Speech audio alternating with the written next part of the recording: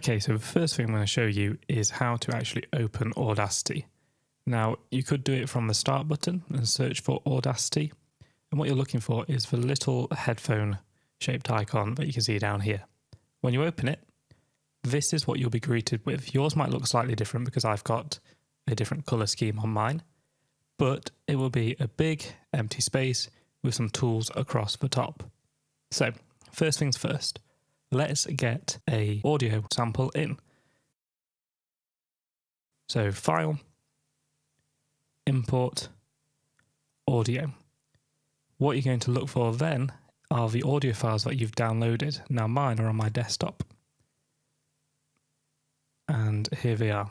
Okay, so first one I'll have a look at is this. Double click on the audio file and you'll see it will come in.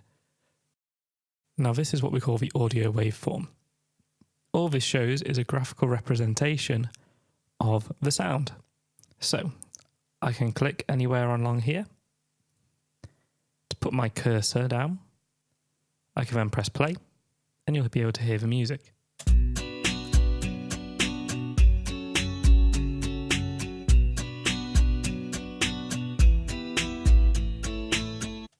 Okay, now I can start to affect this music by using some of the tools along the top.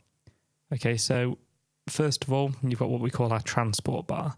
Here you can pause, play, stop, go back to the start, go to the end, okay, and then finally record. We'll look at that one in a bit. We'll then have our tools. By default, it's on the selection tool. So if you use this tool, it's quite simple. You can just select parts of the audio. So let's say I want to listen to this bit. I left click, drag it across, press play. And it just plays that bit. Now next we have the envelope tool. So if I select that one, you'll see these lines will appear at the top and bottom of our audio waves. What these are representing the volume. What you can do is click, and drag it back up. And what you'll see here is it will get quieter because the audio waveform has got smaller because we have used this envelope. So let's try it.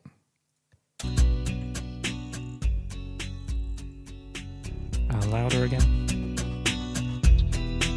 There we go. Just press Ctrl Z there to undo that. Now you also have the draw tool, where if you want to draw, you have to zoom in. So I'm just holding Control and scroll wheel. And I can start to draw on the individual samples. Here we are. Now, there's really no point to do this. This is a very technical tool that really has no real use for us on our course. But you can see there I've drawn in a bit of a waveform so we can listen to it. It won't sound nice.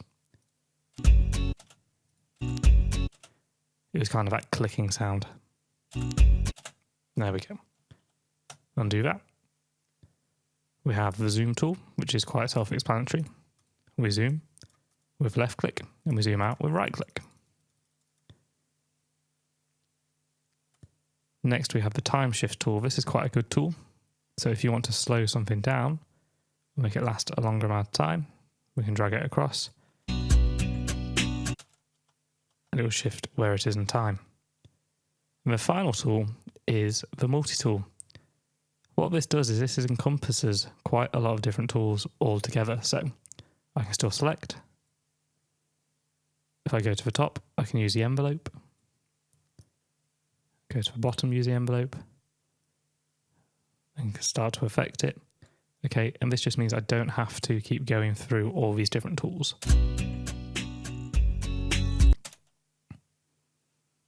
Okay, so we can click to start monitoring. What that does is it shows us our microphone level. So you'll see this keeps going up with my voice and goes down when I stop talking. The next one is our playback level. So what the playback level does is it shows us the volume of what we are actually playing. Now, when you're editing audio, you want to make sure we never hit this 0, okay, because 0 is the absolute maximum level of sound that we can have. If it goes red, it means it's going to start becoming distorted. So you can see there, it's not hitting the red bit. Now here we have our recording volume. So if I was to record, I could turn my microphone up and down. And we've got our playback volume. So if I want to make my overall sound quieter,